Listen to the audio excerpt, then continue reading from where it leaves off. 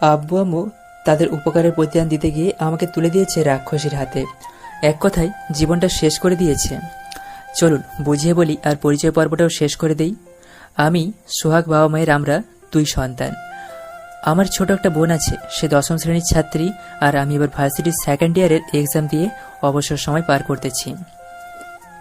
মধ্যবিত্ত পরিবারের একটা ছেলে আমি। আর আব্বুর বন্ধু অনেক বড় লোক, উনি সব বিপদে আমাদের পাশে থেকেছেন। আর এসবের বিনিময়ে আমাকে চেয়েছে তার মেয়ের জন্য। আঙ্কেলের মেয়ে নাকি আমাকে না পেলে মরে যাবে। প্রচণ্ড রাগী মেয়ে, যা চায় তাই হাসিল করে থাকে। আর এই মেয়ের বাকি ইতিহাস পরে জানতে পারবেন। আর তাই এই সময় আব্বু আম্মু আমাকে তার প্রিয় বন্ধুর মেয়ের সাথে আমার বিয়ে ঠিক করে দিয়েছে। কি ভাবছেন, আব্বুর বন্ধুর মেয়ে আমাকে ভালোবেসে বিয়ে করতেছে? তাহলে সম্পূর্ণ ভুল ভাবতেছেন। চলুন প্রথম থেকে বলি, তাহলে বুঝতে সুবিধা হবে। ভার্সিটির বেস্ট কাপল অব দ্য ইয়ারে অনেকজন অংশগ্রহণ নিয়েছে, সিনিয়র জুনিয়র অনেকেই।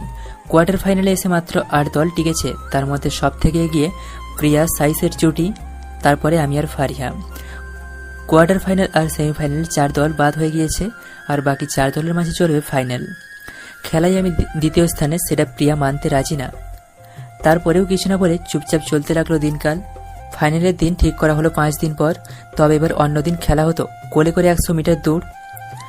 হাত ছুঁয়ে বলে দেওয়া আরও কিছু হতো, তবে এবার তার সাথে নতুন একটা অপশন জুড়ে দিয়েছে, সেটা হলো কাপল ড্যান্স করতে হবে 4 দলকে। কথাটা শুনে আমি চিন্তায় পড়ে গেলাম, কারণ ড্যান্স আমি কিছু কিছু পারি, তবে ফারিয়া খুব ভালো ড্যান্স পারে।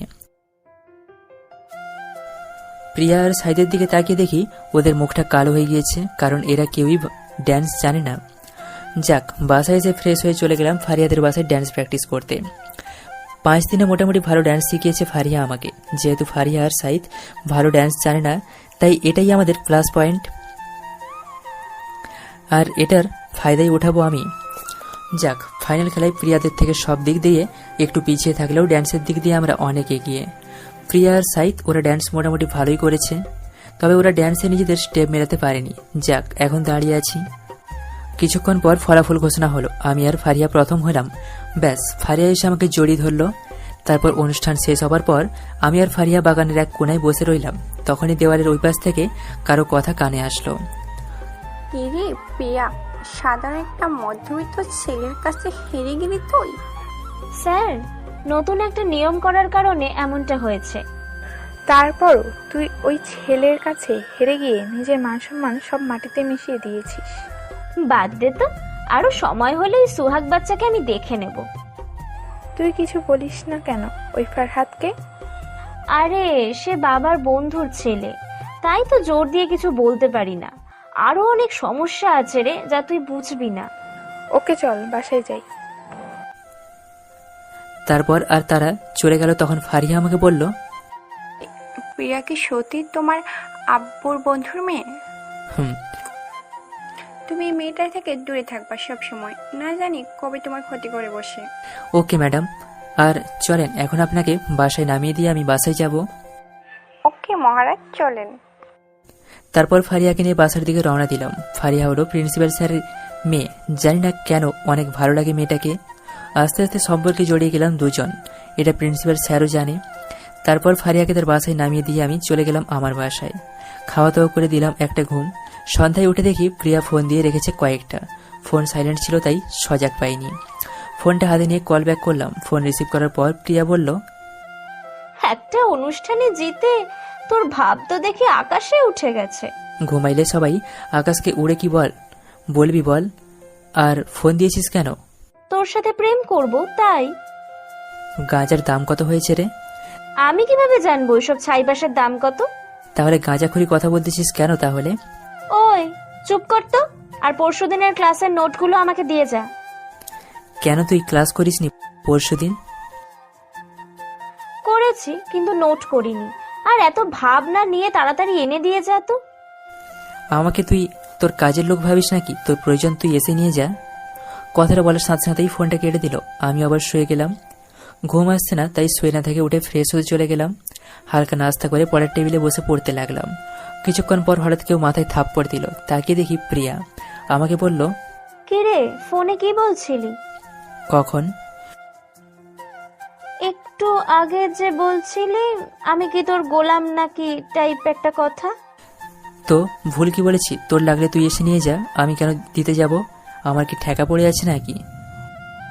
সময় আসলে দেখবি কে খার গোলাম। ওকে বলেই প্রিয়া নোটগুলো নিয়ে চলে গেল, আর যাওয়ার আগে বলে গেল, তুই যে আমাকে এখানে পর্যন্ত আনিয়েছিস না, তার শাস্তি আমি তোকে দেব।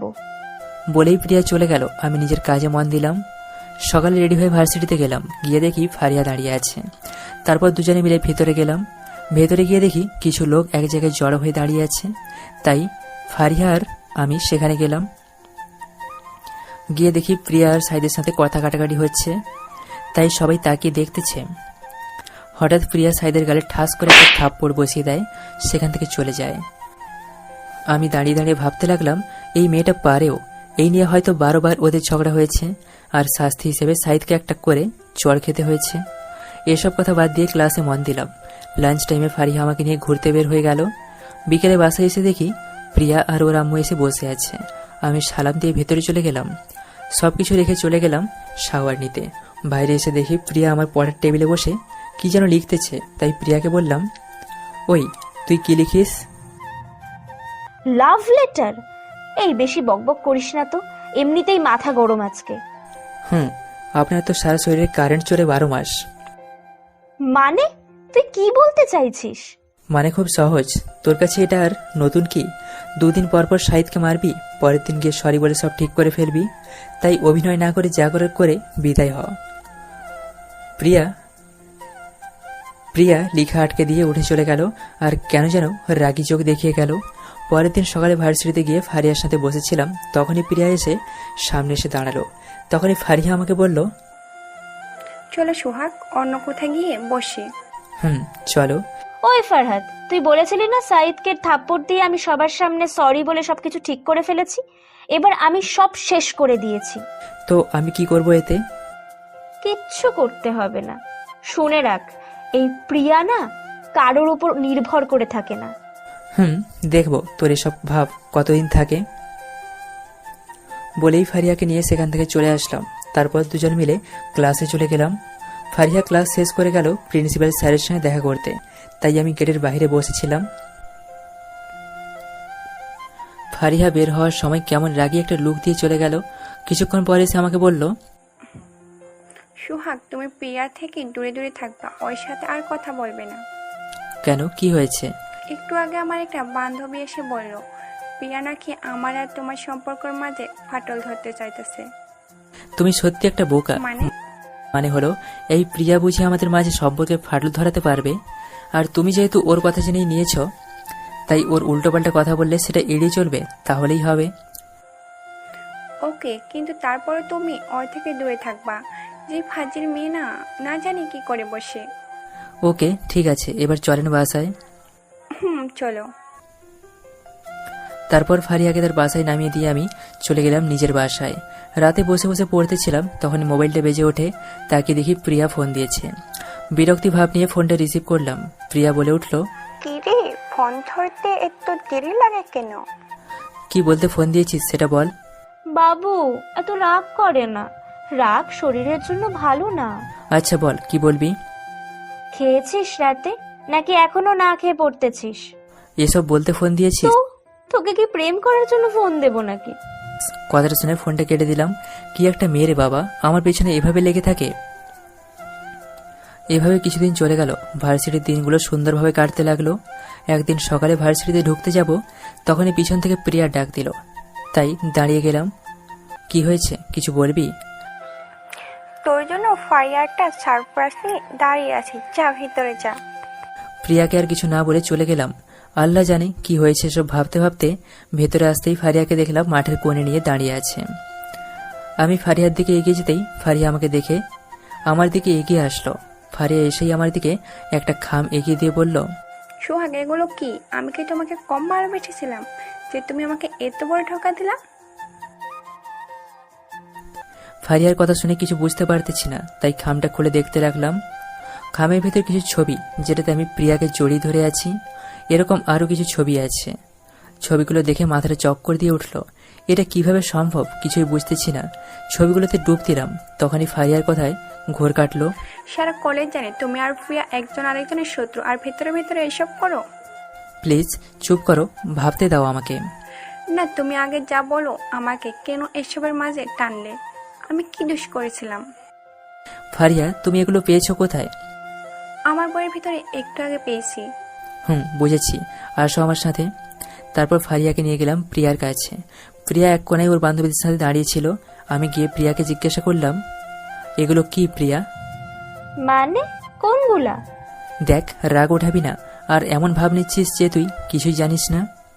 প্রিয়ার হাতে খামটা ধরিয়ে দিলাম। তারপর প্রিয়া সেগুলো খোলে, দেখে আমাকে বলল, দেখ, তোর যদি আমাদের সম্পর্কের কথা কাউকে বলতে লজ্জা পাস, তাহলে এতে আমি কি করব? আর এগুলো ব্যাপারে আমি কিছুই জানি না। তোর আর আমার সম্পর্ক মানেটা তোকে বলতে হবে? দেখ প্রিয়া, সত্যিটা কি বল, না হলে রাগ উঠলে কি করব তা তুই ভাবতেও পারবি না। সত্যি বলার কি আছে? আর হ্যাঁ, তোর আর আমার মাঝে একটা সম্পর্ক আছে ভালোবাসার, এটা তো আর অস্বীকার করতে পারবি না। কি আছে? রিলেশনশিপ। ব্যাস, রাগটাকে আটকাতে পারলাম না, খাস করে প্রিয়ার গালে একটা চড় বসিয়ে দিলাম। আশেপাশের সবাই হাঁ করে তাকিয়ে রইল আমার দিকে। তাই প্রিয়াকে বললাম, আমাদের রিলেশনের প্রথম উপহার দিলাম, আর যদি আমার আর প্রিয়ার মাঝে আসতে চাস তাহলে জানে মেরে ফেলবো বলে দিলাম। প্রিয়া গালে হাত দিয়ে অবাক হয়ে আমার দিকে তাকিয়ে আছে। আমি ফারিয়াকে নিয়ে চলে যাচ্ছিলাম, তখনই প্রিয়া ডাক দিয়ে বলল, তোকে আমি দেখে নেব। আমি ওর কথার কর্ণপাত না করে চলে গেলাম ফারিয়াকে নিয়ে। তারপর ফারিয়া রাগ করে বাসায় চলে গেল।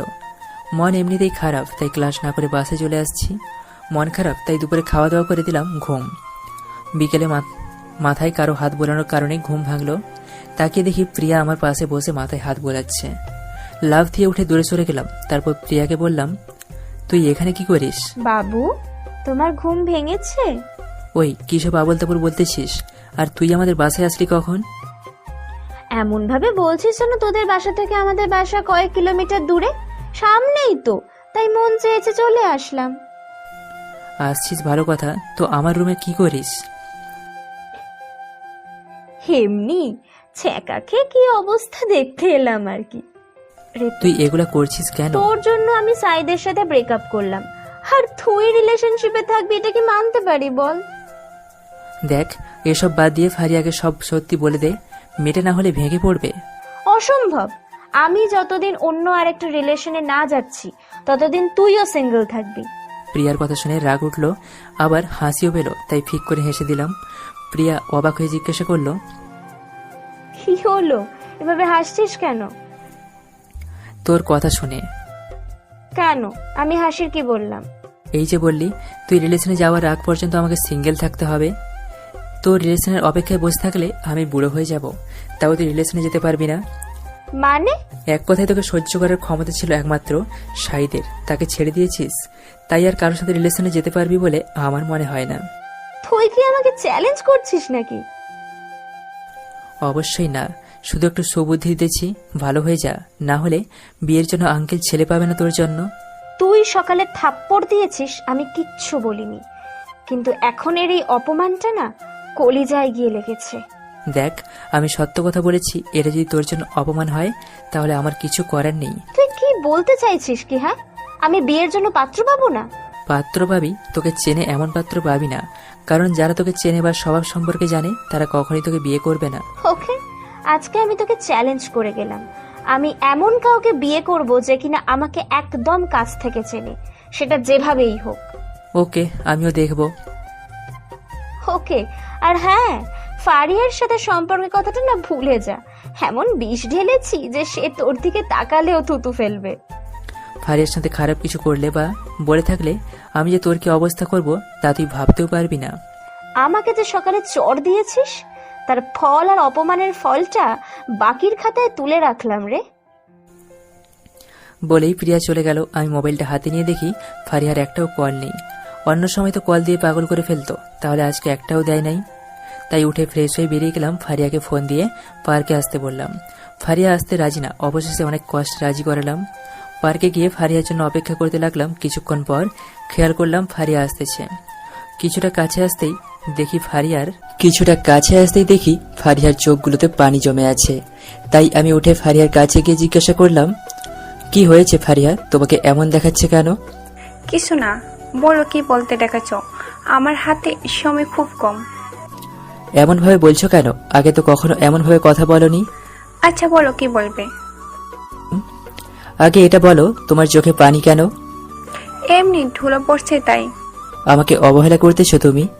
আচ্ছা যা বলার বলো, বাসায় কেউ নেই তাই তাড়াতাড়ি ফিরতে হবে। আসলে প্রিয়া যা বলছে বা দেখিয়েছে তা সম্পূর্ণ মিথ্যা। আমার আর প্রিয়ার মাঝে এমন কিছুই নেই, আর হবেও না। ফারিয়া কিছুক্ষণ চুপ থেকে কি যেন ভাবতে লাগলো, তাই আবার বললাম, প্লিজ ফারিয়া, তুমি প্রিয়ার কথা বিশ্বাস করো না। ওই মেয়েটা আমাদের আলাদা করার জন্য এসব বলতেছে। ফারিয়া আমার দিকে কিছুক্ষণ মায়াবী দৃষ্টিতে তাকিয়ে থেকে বলল, প্রিয়ার সাথে নাকি তোমার বিয়ে ঠিক হয়ে আছে ছোটবেলা থেকেই। কি? কে বলেছে এই ফাউল কথাটা তোমাকে?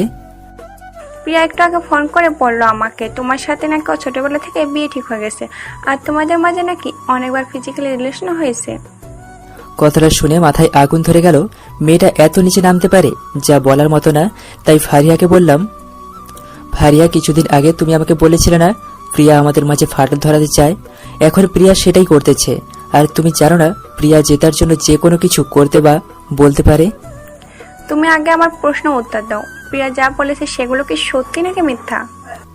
সবগুলো কথা মিথ্যা, আর ছবিগুলো ছিল এডিট করা। তোমাকে বোকা বানিয়ে সে এখন মজা নিচ্ছে। প্রিয়া আসলে একটা খারাপ মেয়ে। বলেই ফারিয়া আমাকে জড়িয়ে ধরলো।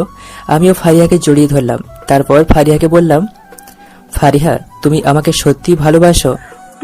কেন সন্দেহ আছে নাকি?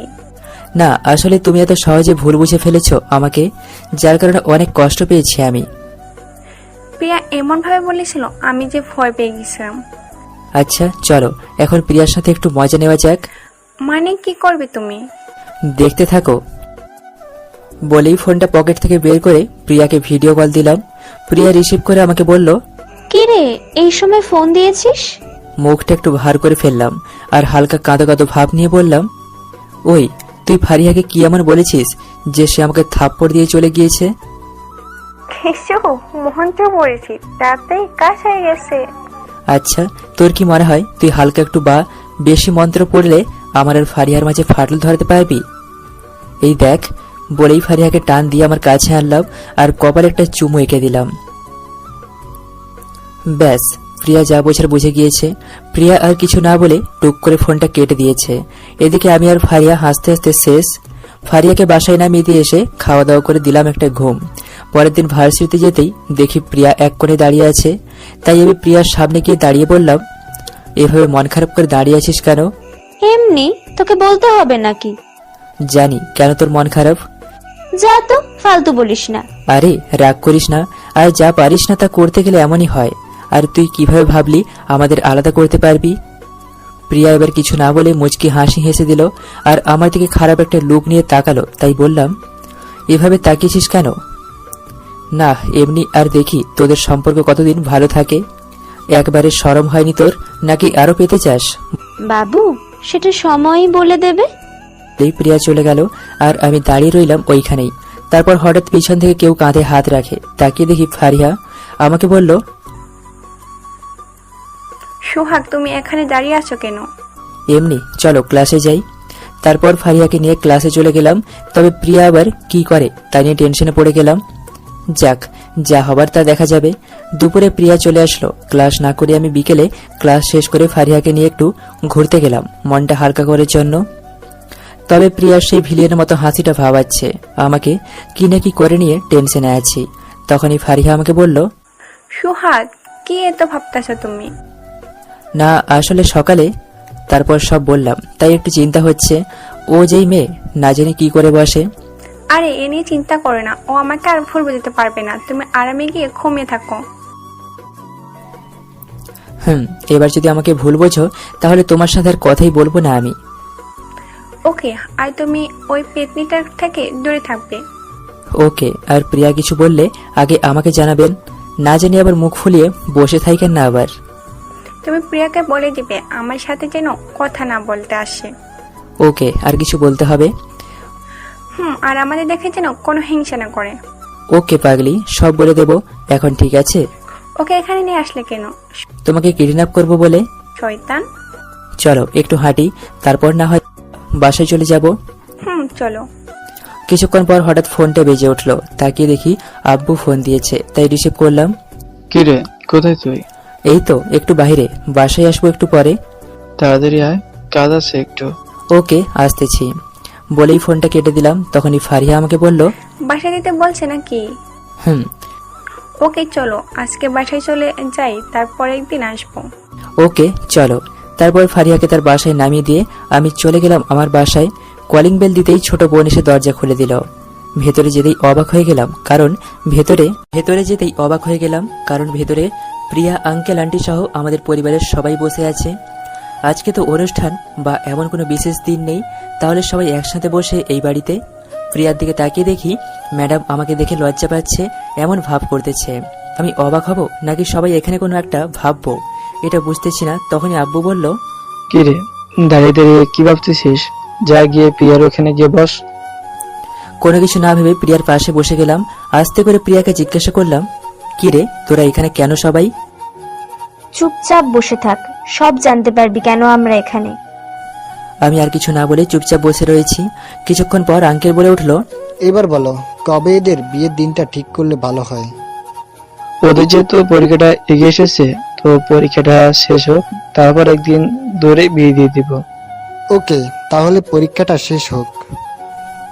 ওনাদের কথা আমার মাথার উপর দিয়ে যাচ্ছে, তাই প্রিয়াকে আবার জিজ্ঞেস করলাম, কার বিয়ের কথা চলতেছে?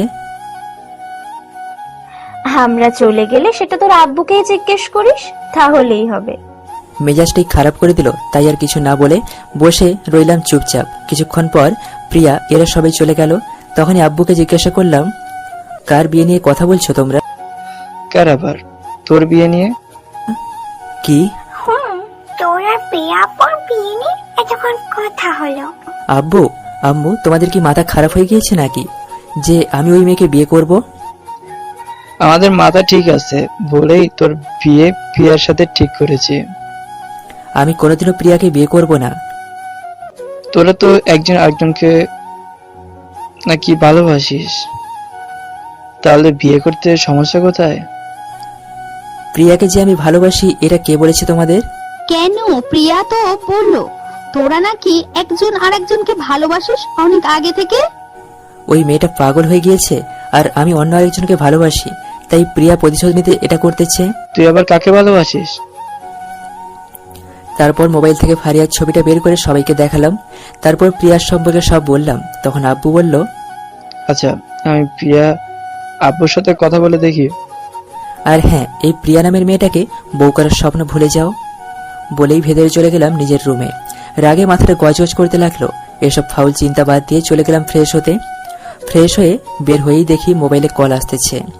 তাকে দেখি প্রিয়ার ফোন, তাই বিরক্তি নিয়ে ফোন ধরলাম। প্রিয়া বলল, ধাক্কাটা সামলাতে পেরেছিস তো, নাকি আবার অজ্ঞান হয়ে গেছিস? হ্যাঁ জি, সামলেও নিয়েছি, আর তোর ব্যাপারে সব বলেও দিয়েছি। আর তারা এবার আঙ্কেলের সাথে কথা বলে তোর অভিনয় সমাপ্ত করে দেবে, চিন্তা করিস না। প্রিয়া চুপ হয়ে গেল আমার কথা শুনে। বুঝলাম টেনশনে পড়ে গেছে মেয়েটা, তাই আবার বললাম, কি রে, এবার তুই ধাক্কা খেলি নাকি? তবে দেখি কি করা যায়। দেখ প্রিয়া, এসব সিরিয়াস বিষয় নিয়ে পাগলামি বন্ধ কর, না হলে খুব খারাপ হবে বলে দিলাম। খারাপ যাই হোক, বিয়ে তো আমি তোকেই করব। রাগে মাথাটা ফেটে যাচ্ছে, তাই ফোনটা কেটে দিলাম। কিছু না বলে চুপচাপ বসে রইলাম। রাতে খাওয়া দাওয়া করে দিলাম একটা ঘুম। সকালে ফ্রেশ হয়ে নাস্তা শেষ করে ভার্সিটিতে গেলাম। ভেতরে যেতেই প্রিয়ার সামনে এসে দাঁড়ালো। আমি পাশ দিয়ে চলে যাওয়ার সময় প্রিয়া বলে উঠল, এভাবে পাশ কাটিয়ে কতদিন চলে যাবে? তুই কিছুদিন পর তো আমার হাতের মুঠ হয়ে আসবে। আমি কোনো কথা না বলে ক্লাসে গিয়ে মাথা নিচু করে বসে রইলাম। ক্লাস শুরু হতে অনেক টাইম বাকি, তাই ক্লাসে কেউ নেই, তাই প্রিয়ার কথাগুলো ভাবতেছি। তখনই কাঁধে কারো হাতের ছোঁয়া পেলাম। তাকিয়ে দেখি ফারিহা। কি হয়েছে, এমন ভাবে মন খারাপ করে বসে আছো কেন? কিছু না বলে ফারিয়াকে জড়িয়ে ধরলাম। চোখ দিয়ে পানি চলে আসলো আপনা আপনি। জানি না চোখের পানিটা কেন এসেছে। হয়তো কিছুটা অবাক হয়েছে আমার এমন আচরণে। তাও ফারিহা জিজ্ঞাসা করলো, সুহা কি হয়েছে তোমার, বলো। কালকে বাসায় গিয়ে দেখি। তারপর ফারিয়াকে সব বললো। এখন কি করব নিজেই বুঝতেছি না। আচ্ছা, তোমার আব্বু যেহেতু বলেছে কথা বলবে, সেহেতু দেখো কি হয়। ফারিয়া, তুমি জানো না প্রিয়া যে করেই হোক এটা করে ছাড়বে। ওর মতো মেয়ে পারে না এমন কোনো কাজ নেই। আরে কিছু হবে না, দেখে নিও। তাই যেন হয়। আমরা কথা বলছিলাম তখনই প্রিয়া ক্লাসে ঢুকে আর আমাকে ফারিয়াকে জড়িয়ে ধরা দেখে বলে, বাহ, ক্লাসকে কি তোমরা পার্ক বানিয়ে ফেলবে নাকি? প্রিয়া, তুমি কি শুরু করছো এটা?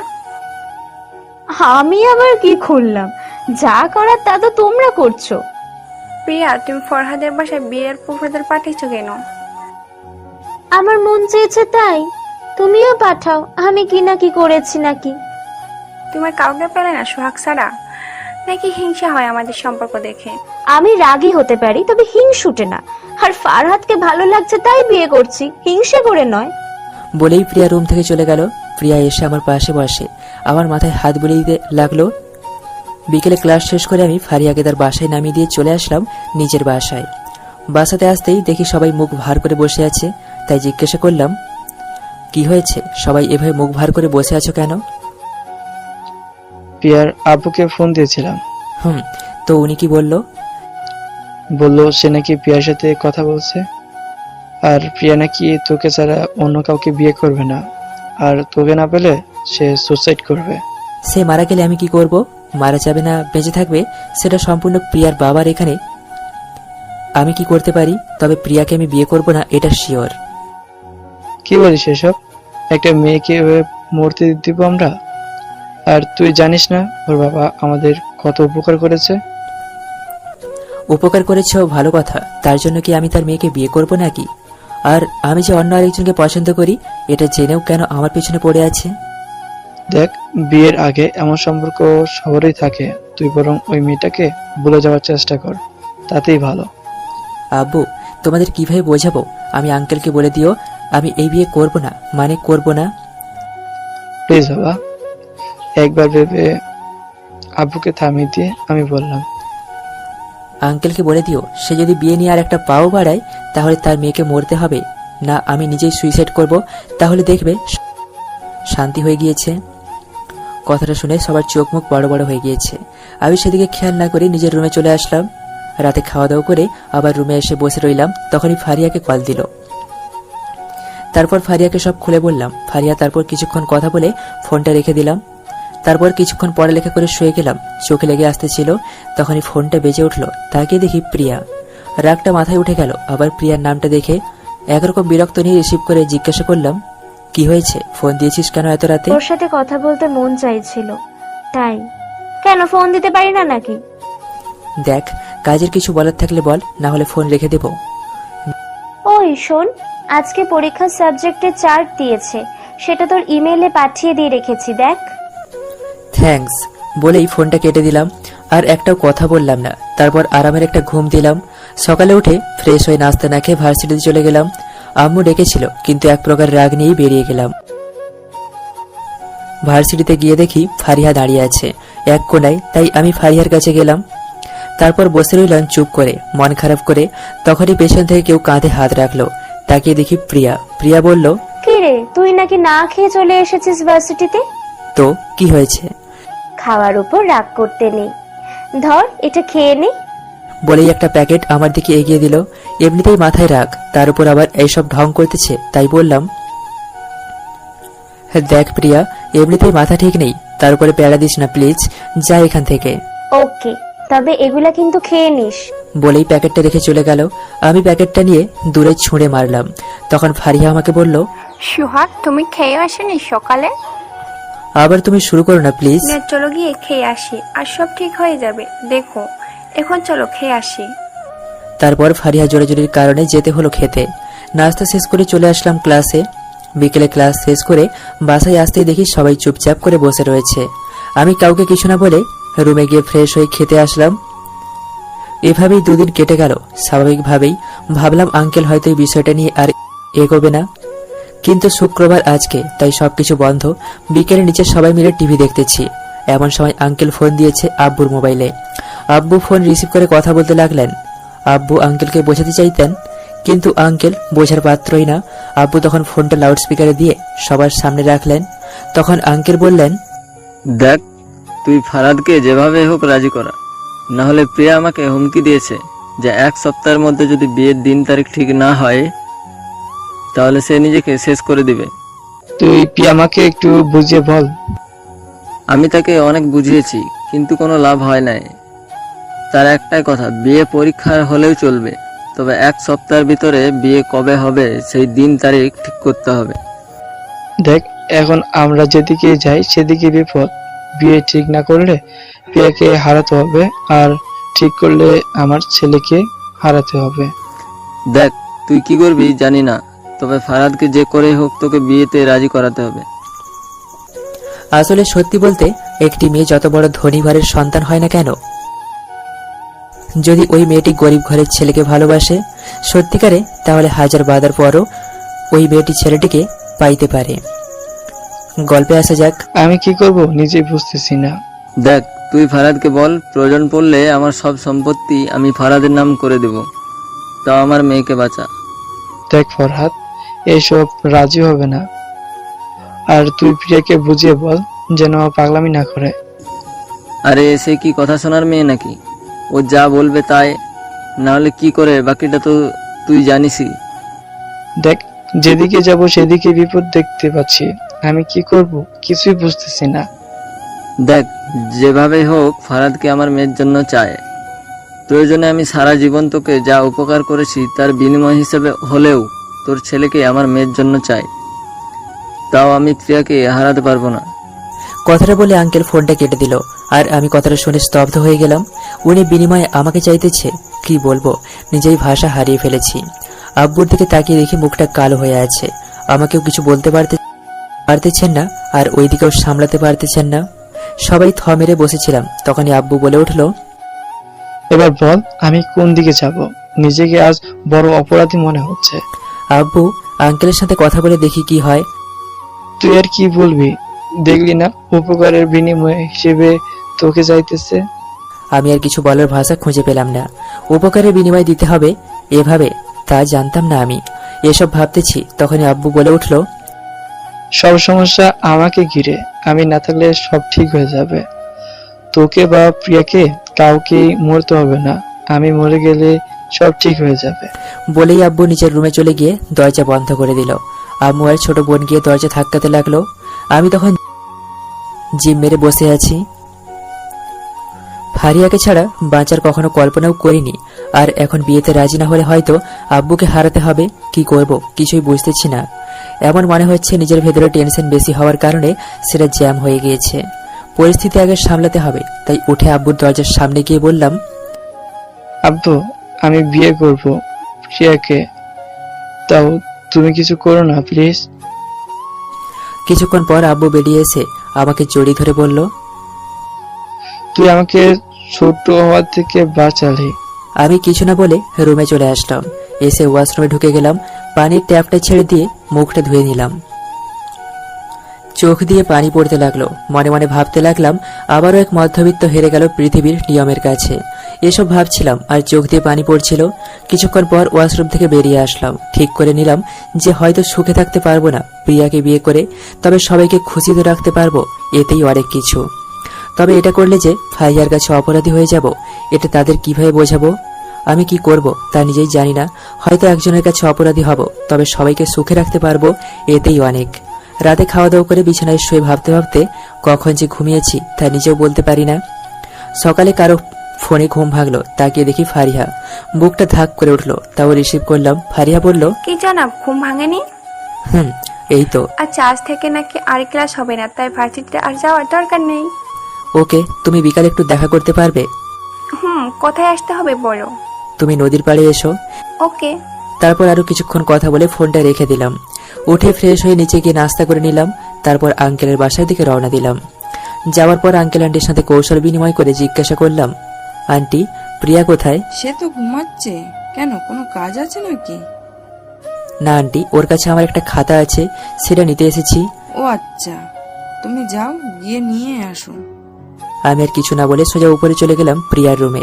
গিয়ে দেখি এখনো ঘুমাচ্ছে।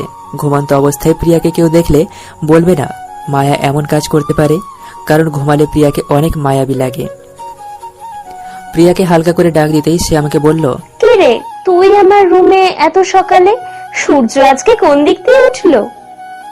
ছাদে আয়, তোর সাথে কথা আছে আমার। বলেই আমি ছাদে গিয়ে দাঁড়িয়ে রইলাম। কিছুক্ষণ পর প্রিয়া এসে আমাকে বলল, কি রে, কি বলবি বল। প্লিজ এসব কাহিনীগুলো থামা, আমি আর নিতে পারছি না। তুই কিসের কথা বলছিস? দেখ, ভাব ধরিস না প্লিজ। আর আমি হার মেনেছি তোর কাছে। এখন থেকে তুই যা বলবি আমি তাই শুনবো। তাও এসব ড্রামা বন্ধ কর। আমি তোকে বিয়ে করব, এখানে ড্রামা আসবে কোথা থেকে? আমি সিরিয়াসলি তোকে বিয়ে করব। বললাম তো আমি হার মেনেছি। প্রয়োজন পড়লে তোর পাগুলো দে, আমি তোর পা ধরে ক্ষমা চাইবো। আর তুই যাই বলবি তাই শুনবো, প্রমিস। ভেবে বলছিস তো? হ্যাঁ, বল কি করতে হবে এর বিনিময়ে। বয়সের সবাই যেভাবে বলছে তুই তাদের কথা মতো বিয়েটা করে নে, বেশ এটাই দাবি। প্রিয়ার কথায় রাগ উঠতে লাগলো আমার। যেই কথাটাই বলি সে সেই কথাটাকে ঘুরিয়ে ওই জায়গাতেই আনে। নিজের রাগটাকে কন্ট্রোল করে বললাম, আচ্ছা বিয়ে করা ছাড়া কি আর কোনো উপায় নেই? আছে তো। তাহলে এতক্ষণ কথা না ঘুরিয়ে এটা উপায়টা বললেই তো পারতি। বল কি উপায়? আমাকে বউ বানিয়ে নে। মাথাটা নষ্ট হয়ে যাবে এই মেয়ের সাথে কথা বললে। তাই আর না বাড়িয়ে চলে আসলাম বাসায়। বিকেলে পার্কে মনমরা হয়ে বসেছিলাম। তখনই ফারিয়া এসে পাশে বসে গেল। আমাকে এভাবে বসে থাকতে দেখে জিজ্ঞাসা করলো। কিছু না বলে মাথাটা নিচের দিকে চুপচাপ করে বসে রইলাম, কারণ প্রিয়াকে কি বলবো এটাই ভেবে পাচ্ছি না। তখন ফারিয়া আবার বলল,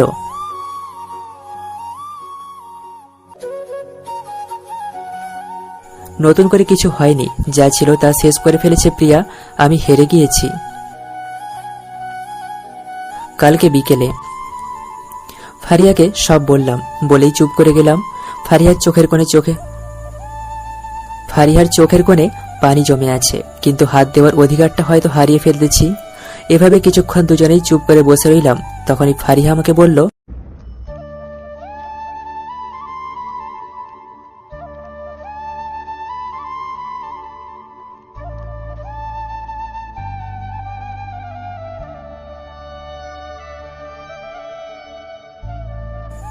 আমি অশ্রু চোখে ফারিয়ার দিকে তাকালাম।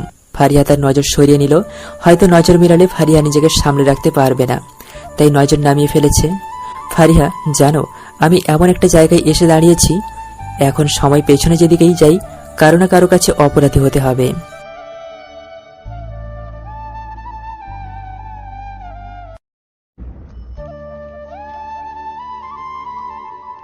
সান্ত্বনা দিতেছ? ফারিয়া আমাকে কিছু না বলে চুপচাপ বসে রইল। ফারিয়ার পাশে বসে থাকতে পারতেছি না, নিজেকে কেমন অপরাধী মনে হচ্ছে নিজেকে। তখনই ফারিয়া বলল,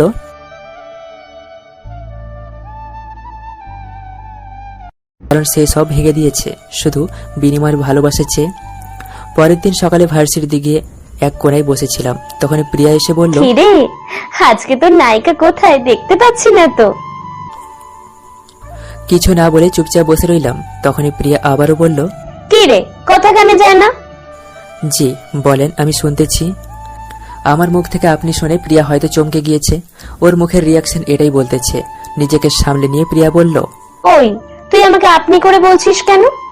আরে আপনার বাবা আমাদের এত উপকার করেছে, তাহলে আমি আপনাকে তুমি কি করে বলি বলেন? খোঁজা দিচ্ছিস নাকি? আরে না, আপনারা বিনিময়ে আমাকে চেয়েছেন, আমি তো বিয়েতে রাজি হয়ে গিয়েছি। এত খোঁচা দেওয়ার কি আছে? দেখ, তোর আপনিটা না একদম ভালো লাগছে না। আর এসব ঢং বাদ দে তো। দেখুন, আপনারা উপকার করেছেন তাই সামান্য প্রাপ্য। আর আমি ঢং করতে যাব কেন? আমি তো রিয়েলিটিতে চলতেছি। আর তাই যদি কেউ উপকার করে তাকে সম্মান দিয়ে কথা বলতে হয়। ওকে, ডাকতে থাক, আর সম্মান দেওয়া তো ভালোই। বলেই প্রিয়া উঠে চলে গেল। আমি সেই জায়গাতেই বসে রইলাম। এভাবেই কেটে গেল কিছুদিন। এর মাঝে বিয়ের দিন ঠিক হয়ে গিয়েছে। আমার পরীক্ষাও প্রায় শেষ। আমি পরীক্ষার মাঝে নিজেকে ব্যস্ত রাখার চেষ্টা করলাম, আর ওরা যা বলে তাতেই তাল মিলিয়ে চলতে লাগলাম। কারণ যা হারাবার তা তো হারিয়েই ফেলেছি। হয়তো ওই দিনই জীবনের শেষ দিনটাও কাটিয়ে নিয়েছিলাম। পরীক্ষার শেষ দিনে প্রিয়া সবাইকে বিয়ের কার্ড দিয়ে দাওয়াত দিতে লাগলো। সবাই শকড হলো আমার আর প্রিয়ার বিয়ের কথা শুনে। পরীক্ষা শেষ আজকে, তাই বাসায় এসে ঘুমিয়ে গেলাম। আর এক সপ্তাহ পরে বিয়ে। সন্ধ্যায় ঘুম ভাগলো, মাথায় হাত দিয়ে বুলিয়ে দিতেছে। তাকিয়ে দেখি প্রিয়া, তাই লাফ দিয়ে উঠে বললাম, আপনি এখানে কেন?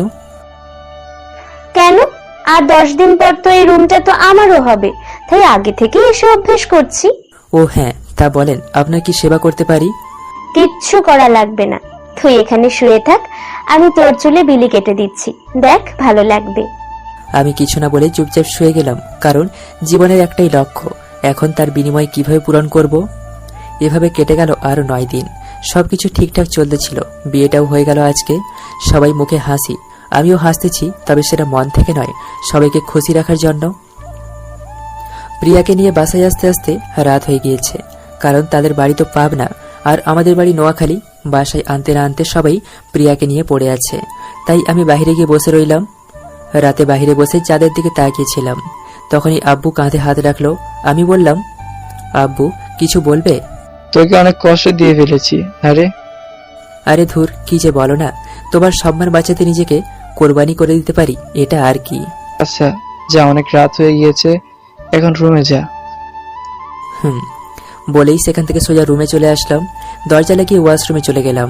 ফ্রেশ হয়ে এসে দেখি প্রিয়া নতুন বউয়ের মতো খাটে বসে আছে, তাই গিয়ে জিজ্ঞাসা করলাম, আপনার কি সেবা লাগবে বললে ভালো হতো।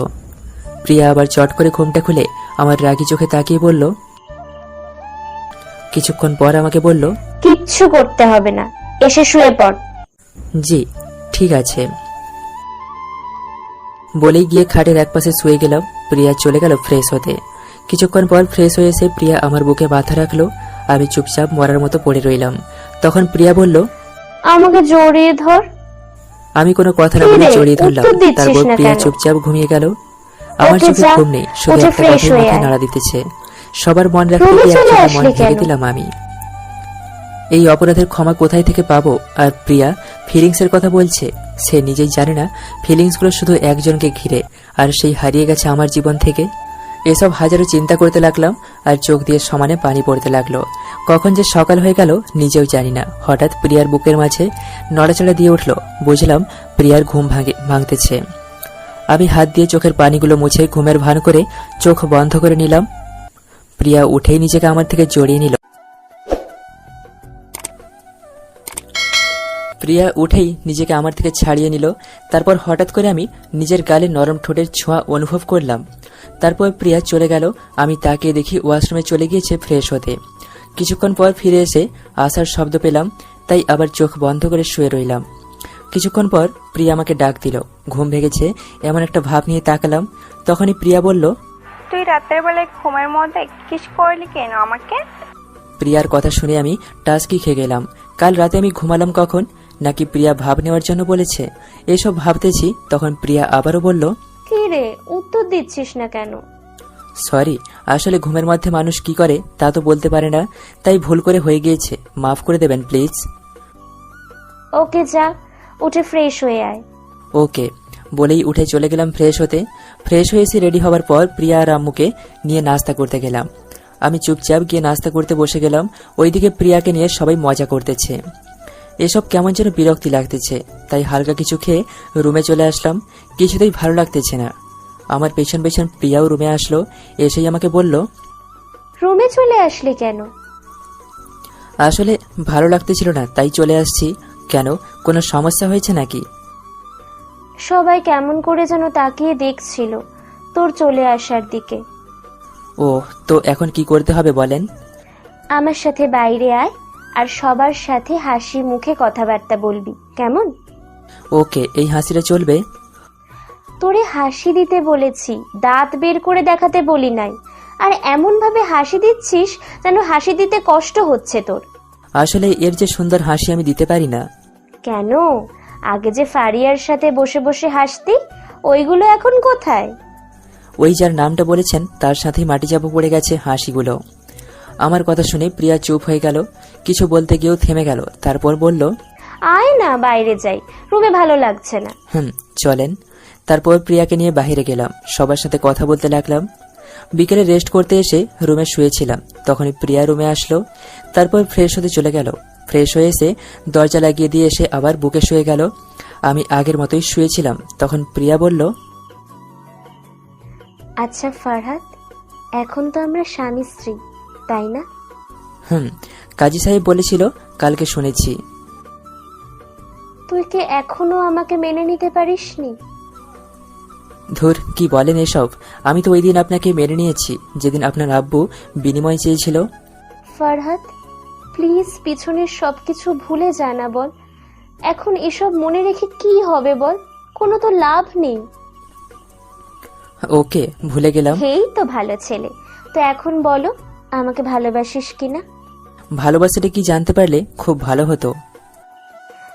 দেখ ফারহাদ, আমি মানতেছি যে আমি তোকে জোর করে বিয়ে করেছি, কিন্তু এখন তো সবকিছু মেনে নিয়েছি বল। তুইও তো মেনে নিতে পারিস বল, তাতেই তো ভালো। কোনো মানুষ হঠাৎ যদি পাল্টে যায়, ভেবে নেবেন সে কোনো কারণে বড় একটা আঘাত পেয়েছে, তাই পাল্টে গেছে। ওকে। আচ্ছা ফারহাদ, তুই কি এখনো ওই ফারিয়াকে ভালোবাসিস? দেখুন, এসব বিষয় জানার আপনার কোনো অধিকার নেই। তার চেয়ে ভালো আপনার কি উপকার করতে পারি এটা বলেন। আমি নিজের সবটুকু দিয়ে চেষ্টা করব সেটা পূরণ করার। কথাগুলো বলতে বলতে চোখের কোণ দিয়ে টপ টপ করে 2 ফোঁটা পানি ঝরে গেল। তাড়াতাড়ি করে মুছে ফেললাম। প্রিয়া আমার কথা শুনে আর কিছু না বলে চুপচাপ শুয়ে রইল। আমি মনে মনে ভাবতে লাগলাম, এখন কেমন লাগে প্রিয়া? আমিও ওই দিন এমনভাবেই কষ্ট পেয়েছিলাম, যা হয়তো তুমি আজকে ফিল করতেছ। প্রিয়া যদি বলতো আমি তার সাথে সেক্স করতে, আমি তাও করব, তার বিনিময়ে হিসেবে ভালোবাসা না। কারণ আমি মাটি দিয়ে দিয়েছি আমার মন, আর বাকি সবকিছু ফারিয়ার চলে যাওয়ার সাথে।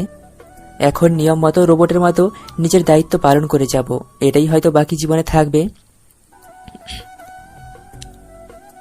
জীবন এবং সময় হচ্ছে পৃথিবীর শ্রেষ্ঠ শিক্ষক। জীবন শেখায় সময়কে সঠিক ব্যবহার করতে, আর সময় শেখায় জীবনের মূল্য দিতে। এসব ভাবতে ভাবতে কখন যে ঘুমিয়ে গেছি তা নিজেও জানি না। চোখ খুলল কারো ডাকে, তাকিয়ে দেখি প্রিয়া মাথার পাশে বসে আছে। এবার আর ঘাবড়ায়নি। প্রিয়াকে বললাম, জি কিছু বলবেন অথবা কিছু করতে হবে আমাকে? জি, এখন উঠে নিচে খেতে আসেন, সবাই বসে আছে। ঘড়ির দিকে তাকিয়ে দেখি অনেকক্ষণ ঘুমিয়েছি, তাই উঠে ফ্রেশ হয়ে চলে গেলাম খেতে। খাওয়া দাওয়া করে আবার রুমে চলে আসলাম। এসে বসে রইলাম চুপচাপ। কি করব তাও ভেবে পাচ্ছি না। ভার্সিটি খোলা থাকলে একটা না করে এসব কাটিয়ে উঠতে পারতাম। এখন তো পুরো বেকার লাগতেছে নিজেকে। এসব ভাবতেছিলাম, তখনই প্রিয়া রুমে আসলো। এসেই আমাকে বলল, কি রে, তোর শরীর ভালো না? জি ভালো। বলেন আপনার কিভাবে সেবা করতে পারি? ওই, আমি তোরে বলেছি আমার কিছু লাগবে? না। তাহলে কথায় কথায় এটা বলিস কেন? বলেন আপনার কি সেবা করতে পারি? না। জি, নিজের কাজটা যদি ভুলে যাই আর আপনি যদি এতে কষ্ট পান, তাই দায়িত্ব নিয়ে নিজের কাজটা নিজেই করি। প্রিয়া আমার কথা শুনে কিছুক্ষণ ড্যাব ড্যাব করে তাকিয়ে রইল। তারপর হঠাৎ ঠাস করে গালে একটা চড় বসিয়ে দিল।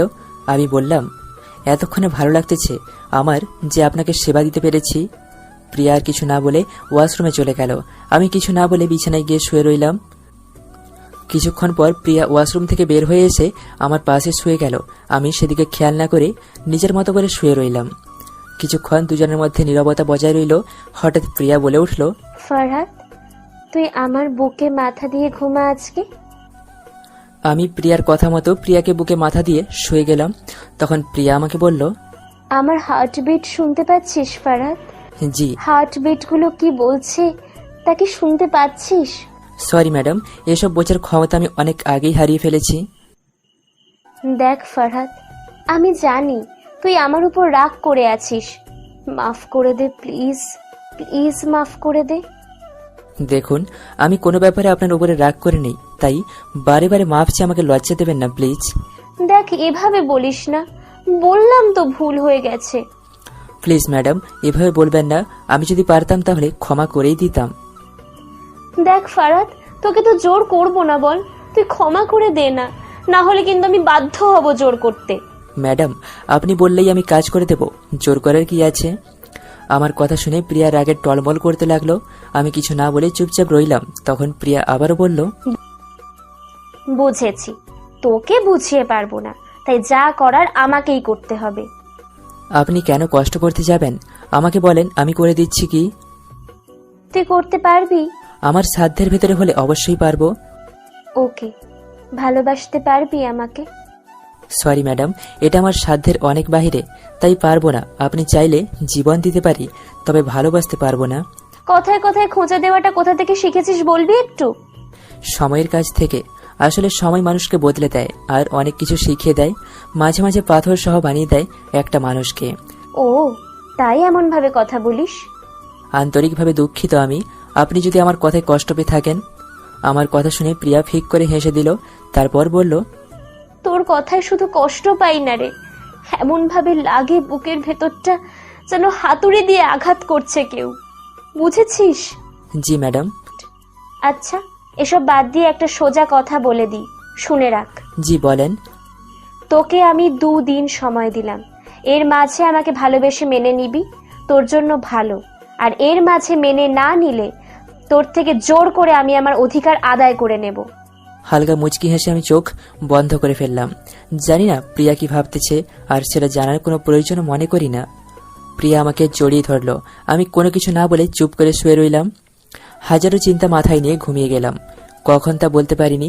সকালে ঘুম ভেঙে তাকিয়ে দেখি আমি নিজের সিটে শুয়ে আছি, আর প্রিয়া আমার বুকে শুয়ে আছে, ঘুমিয়ে আছে। আমি ওঠার জন্য হালকা করে প্রিয়াকে বুকে নামাতে চাইলাম, তখনই প্রিয়ার ঘুম ভেঙে গেছে। ঘুমন্ত গলায় আমাকে বলল, ফারহাদ ঘুমাতে দে তো একটু, এত নড়াচড়া না করে যেভাবে আছি সেভাবে শুয়ে থাক না প্লিজ। তারপর আবার ওইভাবেই শুয়ে রইলাম। কি আর করার, কিছু না বলে চুপচাপ শুয়ে চোখ বন্ধ করে রাখলাম। এভাবেই কেটে গেল 2 দিন।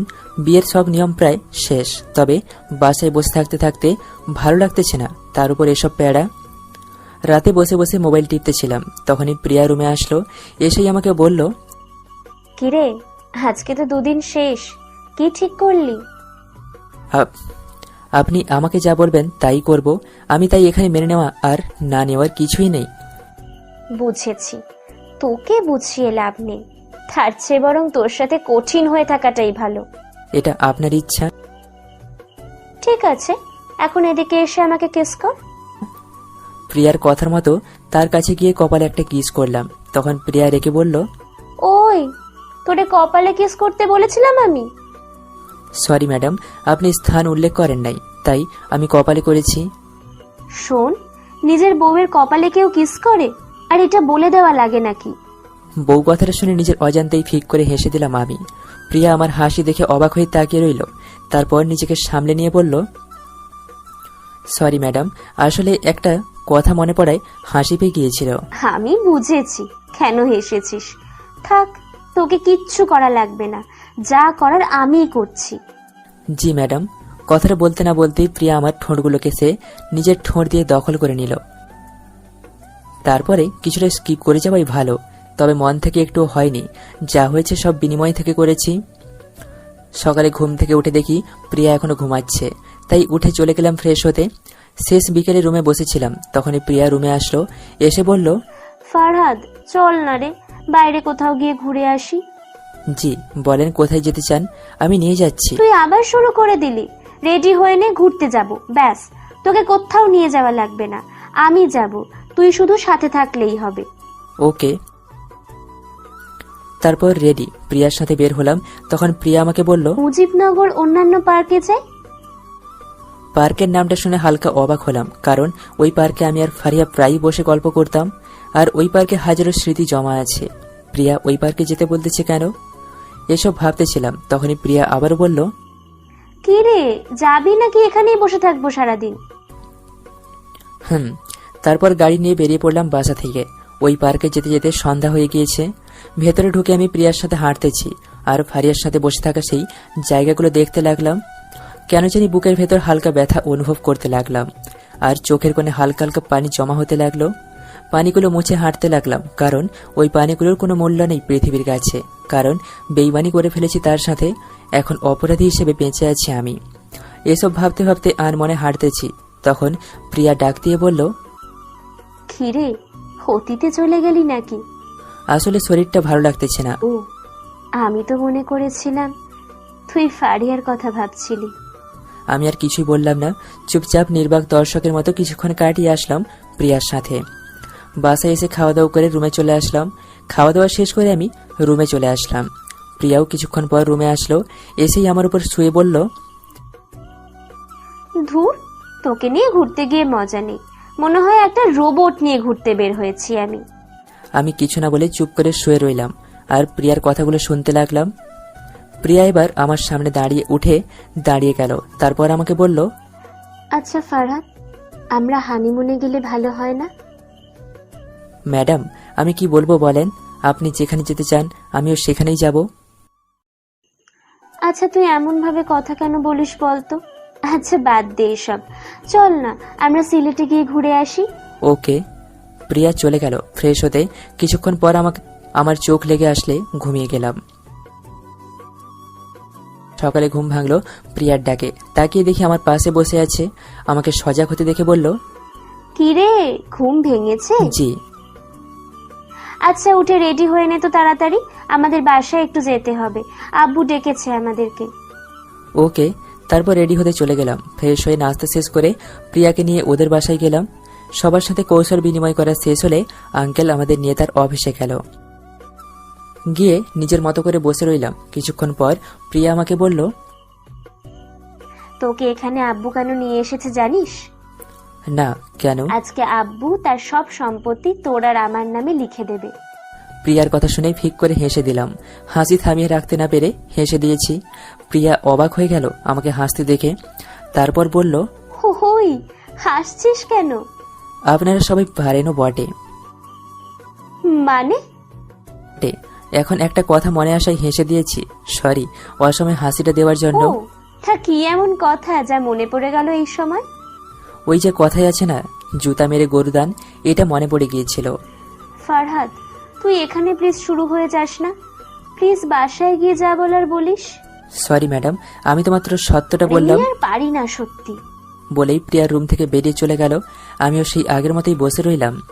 দুপুরে মোটামুটি অনেক লোকজন এসে উপস্থিত হলো, আরও অনেক রকম আয়োজন। বিকেলে আমার আর প্রিয়ার নামে আঙ্কেল তার সব সম্পত্তি করে দিল। আমি কিছু না বলে শুধু প্রিয়ার পাশে দাঁড়িয়েছিলাম। সবকিছু শেষ করে সন্ধ্যা হয়ে গেল। বাসায় আসতে আসতে বাসায় এসে ফ্রেশ হতে চলে গেলাম। ফ্রেশ হয়ে বেরিয়ে দেখি প্রিয়া খাটে শুয়ে আছে। আমাকে দেখে বলল, কিরে কেমন গেল দিনটা? ভালো। বলেই রেডি হতে লাগলাম। তখনই প্রিয়া পেছন থেকে আমাকে জড়িয়ে ধরল। আমি কিছু না বলে নিজের কাজ করতে ব্যস্ত। তখনই প্রিয়া বলল, ফারহাদ তুই এমন কেন করিস বলতো? একটু কি আমার সাথে ভালো করে কথা বলা যায় না? সরি। আচ্ছা শোন, আর তো 1 মাস পরে রেজাল্ট দেবে, চল না এই সময়টা আমরা হানিমুনে শেষ করে আসি। ওকে। তাহলে 3 দিন পর আমরা যাব, ঠিক আছে? মাথা নেড়ে হ্যাঁ বলে দিলাম। তারপর প্রিয়া চলে গেল ফ্রেশ হতে। আমিও বসে বসে মোবাইল টিপতে লাগলাম।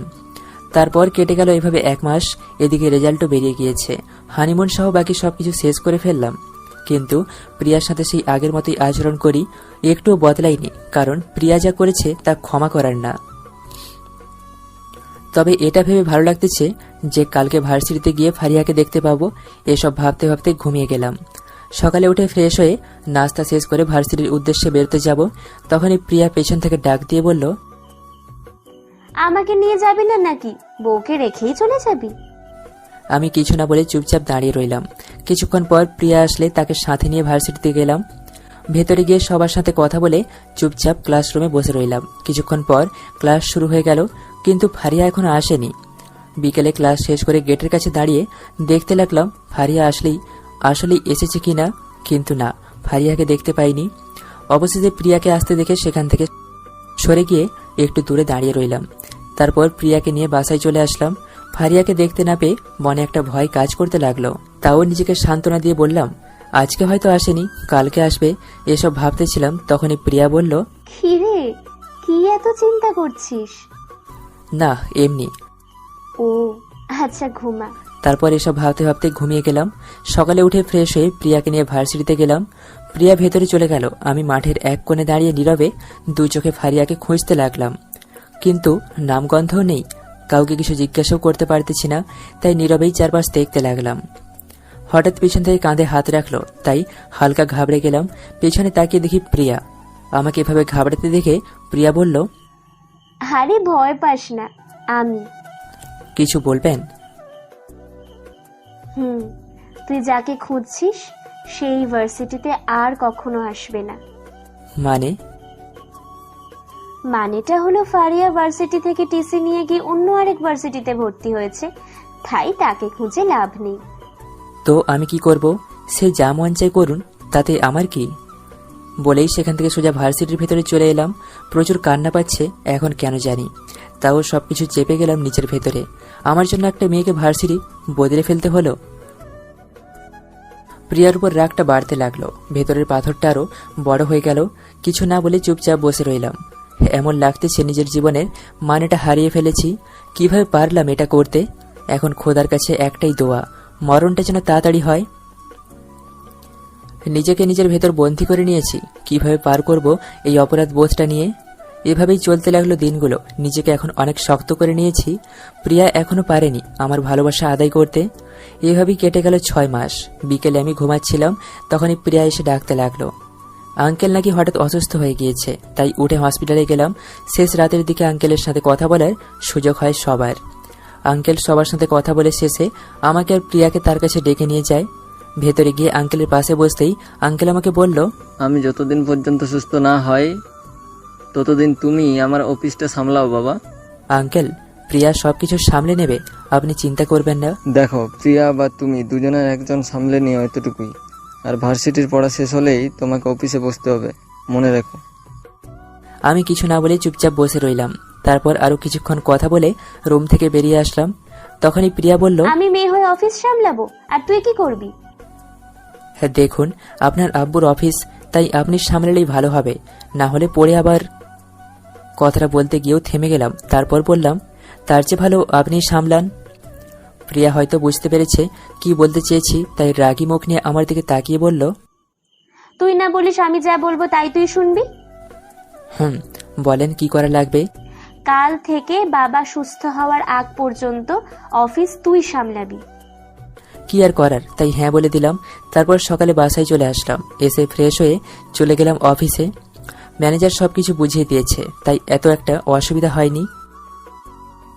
পরে লাঞ্চ টাইমে প্রিয়া অফিসে এসে হাজির খাবার নিয়ে। কিছুটা আজব লাগলো, এখানে খাবার আনার কি আছে? সবাই খেতে চলে গেল। তখন প্রিয়া আমাকে খাবার রেডি করে দিতে দিতে বলল, সরি সকালে ওইভাবে কথা বলার জন্য। আরে না, ঠিক আছে। দেখ, তুই একটা বিষয় নিয়ে রাগ করে আছিস সেই প্রথম থেকে, আবার এটা নিয়ে রাগ করে বসে থাকিস না। আমি কারো উপর রাগ করি না।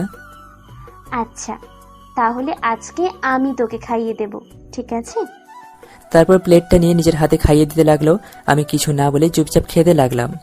খাওয়া দাওয়া শেষ করে প্রিয়া আমাকে বলল, শোন, আজকে তোর আর হসপিটালে যাওয়ার দরকার নেই, তুই বাসায় গিয়ে রেস্ট করিস। আমি কাল বা পরশু চলে আসবো বাসায়। ওকে। প্রিয়ার যাওয়ার আগে জড়িয়ে ধরলো।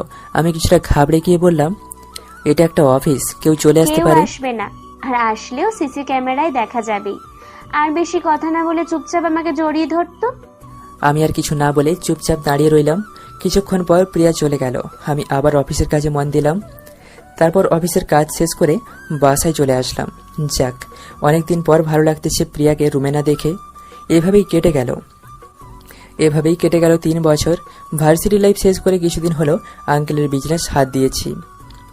সবকিছু স্বাভাবিকভাবেই বদলে গিয়েছে, শুধু প্রিয়া আর আমার সম্পর্ক ছাড়া। কারণ আজও প্রিয়াকে মাফ করতে পারিনি আমি। কারণ প্রিয়াকে ফারিয়ার কাছে মাফ চাইতে হবে, আর ফারিয়া যদি প্রিয়াকে মাফ করে তবে আমিও প্রিয়াকে মাফ করব। বিকেলে অফিস থেকে বাসায় চলে এসেছি, ভালো লাগতেছে না। আমাকে দেখে প্রিয়া বলল, কি রে, তুই এত তাড়াতাড়ি চলে আসলি? শরীর খারাপ নাকি? না, আমি ঠিক আছি, এমনি ভালো লাগতেছে না, তাই চলে এসেছি। আচ্ছা ঠিক আছে, তুই বসে থাক, আমি তোর জন্য পানি নিয়ে আসছি। না লাগবে না, আমি ঠিক আছি। কি মন খারাপ? না ম্যাডাম, আমি ঠিক আছি। আজকে তো ফারিয়ার বার্থডে, তাই তোর মন খারাপ, তাই না? আমি কিছু না বলে চুপচাপ বসে রইলাম। আসলে আজকে ফারিয়ার বার্থডে, তাই মনটা খারাপ। তখন প্রিয়া বলল, তুই আর কতদিন ফারিয়াকে মনে রাখবি বলতো আমাকে? প্রিয়ার কথা শুনে হালকা মুচকি হাসি দিয়ে চুপ করে বসে রইলাম। তখন প্রিয়া বলল, আমার কথার উত্তর দিচ্ছিস না কেন? বল, কতদিন মনে রাখবি ওই ফারিয়া নামের মেয়েটাকে? আমি কোনো ফারিয়াকে চিনি না। আমার কথাটা শুনে প্রিয়া রাগে গজগজ করতে লাগলো। তারপর আমাকে বলল, আচ্ছা তুই কি চাস বলতো সুহাগ? কিছুই না। সুহাগ, আমার দিকে তাকাতো একটু। বলেন। আচ্ছা সুহাগ, ফারিয়ার থেকে আমি কোন দিক দিয়ে কম বলতো? উল্টে ফারিয়ার চেয়ে আমি আরো বেশি সুন্দর, তারপরেও কেন এরকম করছিস? আসলে বাস্তব জীবনের সুন্দর মেয়েকে বিয়ে না করে সুন্দর মনের মানুষকে বিয়ে করা উত্তম। আপনি বাহির দিয়ে ফারিয়ার থেকে সুন্দর, এটা মিথ্যা না, তবে ফারিয়ার ভেতরের যে সৌন্দর্য তার কাছে ধারেও যেতে পারেননি আপনি। প্রিয়া এসে আমার কোলে বসে আমার গালে হাত দিয়ে নরম সুরে বলল, আচ্ছা বল, কি করলে তুই আমাকে ক্ষমা করবি? দেখুন, আপনি আমার সাথে কোনো অন্যায় করেননি যে আপনাকে আমি মাফ করব। সব বাদ দেন এসব। আচ্ছা, আমি যদি ফারিয়ার থেকে ক্ষমা চেয়ে নিই, তাহলে কি তুই আমাকে ক্ষমা করে দিবি? আমি কিছু না বলে চুপচাপ বসে রইলাম। প্রিয়া আমার দিকে কিছুক্ষণ তাকিয়ে থেকে গালে একটা কিস করলো। আচ্ছা ঠিক আছে, আমি ফারিয়াকে খোঁজ করে তার থেকে ক্ষমা চেয়ে নেব, তারপর তোকে বোঝাবো কত ধানে কত চাল। বলেই উঠে চলে গেল। প্রিয়া আর আমি ফ্রেশ হতে চলে গেলাম। দুদিন পর দুপুরে অফিস বসে কাজ করতেছি, তখনই দরজায় কেউ নক করলো, তাই বললাম, ইয়েস কামিং। তখনই দরজা ঠেলে ফারিহা রুমে আসলো। আমি অবাক হয়ে গেলাম ফারিয়াকে 4 বছর পর দেখে। ফারিহা রাগী মুখ নিয়ে আমার দিকে এগিয়ে এসে আমার গালে ঠাস করে একটা চড় বসিয়ে দিল। একে তো এত বছর পর ফারিয়াকে দেখে অবাক হয়েছি, তার উপর চড় মারাই পুরাই টাস্কি খেয়ে গেলাম। তাই কিছু না বলে চুপচাপ দাঁড়িয়ে রইলাম। তখন ফারিয়া বলল, কিভাবে পারলে এত বছর আমাকে মনে রেখে প্রিয়াকে কষ্ট দিতে? আমি কি বলবো বুঝতে পারতেছি না, তাই চুপ করে রইলাম। আমাকে চুপ থাকতে দেখে ফারিয়া বলল, বিয়ের 4 বছর হয়েছে তোমাদের, আর তুমি আজও আমাকে মনে রেখেছো, প্রিয়াকে কষ্ট দিতেছো। কিভাবে পারলে এত বছর আমাকে মনে রাখতে? কেন তুমি মনে রাখোনি আমাকে? আমার প্রশ্ন শুনে ফারিয়া কিছুটা অপ্রস্তুত হয়ে গেল, একদম চুপ হয়ে গেল। তখন আমি বললাম, সত্যি বলতে মেয়েরা সত্যি সবকিছু ভুলে যায়, আর ছেলেরা কখনো ভোলে না। কিছু প্রশ্নের উত্তর থাকে না, তাই এসব প্রশ্ন করো না প্লিজ। আচ্ছা সোহাগ, ভুলে যাও পিছনের সবকিছু, আর আমি প্রিয়াকে ক্ষমা করে দিয়েছি, এবার তুমি প্রিয়াকে মেনে নাও প্লিজ। মাথা নেড়ে হ্যাঁ বললাম। তখন ফারিয়া বলল, আর হে, আমি এখন আর তোমাকে ভালোবাসি না, আমি ভালোবাসি আমার স্বামীকে। ভালো। কেন সোহাগ, সব গল্পের ইতি হবে এমনটা তো কোথাও লেখা নেই, কিছু গল্প অসমাপ্ত থেকে যায়। আচ্ছা, তোমাকে এখানে এনেছে কে? কে আবার? প্রিয়া গিয়েছিল কালকে আমার শ্বশুর বাড়িতে, ওইখানে গিয়ে আমাকে সব খুলে বলছিল, সাথে আরেকটা কথা বলছিল। কি কথা? আমাদের ভালোবাসার কাছে নাকি প্রিয়া হেরে গেছে। কথাটা শুনে একগাল হেসে দিলাম। ফারিয়াও হেসে দিল আমার সাথে সাথে। তখনই প্রিয়া রুমে ঢুকলো আর আমাকে হাসতে দেখে রাগী মুখ করে বলল, ওই, আমি যখন হাসতে বলি তখন এই হাসিগুলো কোথায় থাকে? আমি হাসি থামিয়ে দিয়ে চুপ করে গেলাম। তখন ফারিয়া বলল, সোহাগ, তুমি প্রিয়াকে একবার ভালোবাসে দেখো, সে আমাকে ভুলিয়ে দিবে, ভালোবাসবে তোমাকে। কিছু না বলে শুধু মাথা নেড়ে হ্যাঁ বললাম। আচ্ছা তাহলে আমি এখন আসি, সন্ধ্যায় আবার দেখা হবে। তারপর ফারিয়া চলে গেল। প্রিয়া আমার দিকে রাগী চোখ করে তাকিয়ে বলল, আমি হাসতে বললে তুই বলিস আমি হাসতেই পারি না, আর এখন অন্যের বউয়ের সামনে তো ঠিকই হাসাহাসিতে মেতে উঠেছিস, লুচ্চা কোথাকার। এই জন্যই তোর আর ফারিয়ার মাঝে আকাশ জমিন পার্থক্য। মানে আবার কি করলাম?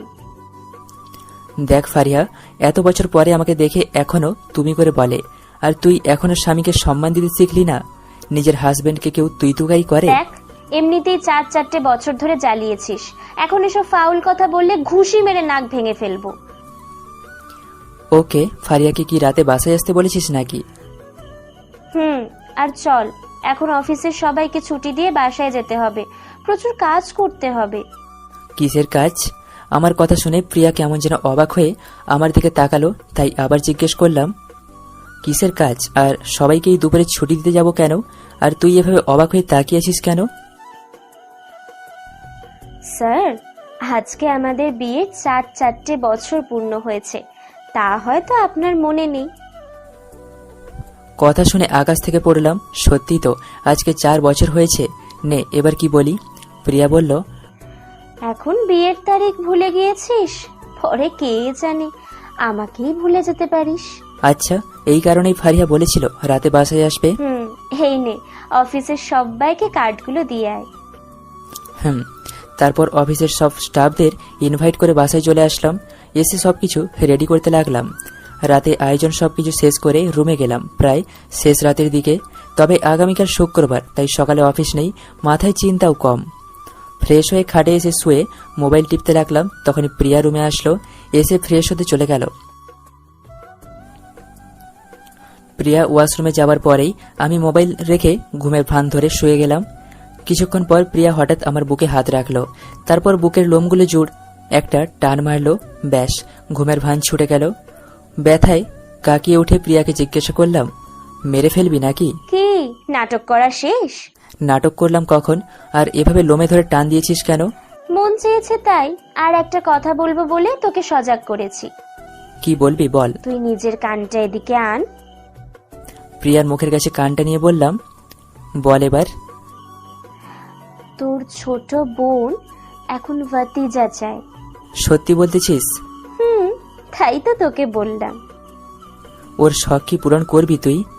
প্রিয়া মাথা নেড়ে হ্যাঁ বলে মাথাটা নিচু করে রাখলো। তাই আমি বললাম, তো কি আর করার, চল, ছোট বোনের আবদার বলে কথা। তারপরে যা হওয়ার তাই, আর পড়া লাগবে না। তারপরে যা। গল্পটি যদি ভালো লেগে থাকে তাহলে অবশ্যই একটি লাইক এবং শেয়ার করে দেবেন। গল্পটি কেমন হয়েছে এবং আপনাদের কিরকম গল্প পছন্দ কমেন্ট করে জানিয়ে দেবেন। ধন্যবাদ।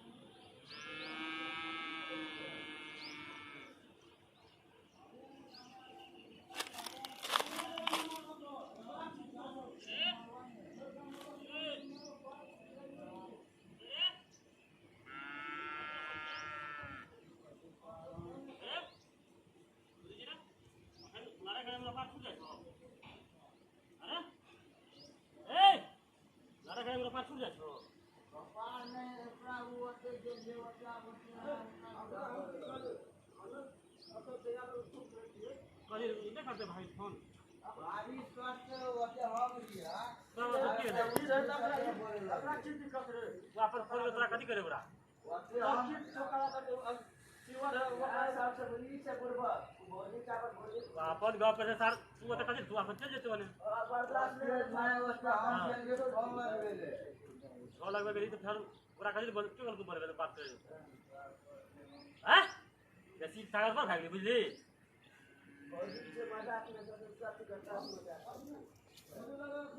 वो अपनी बात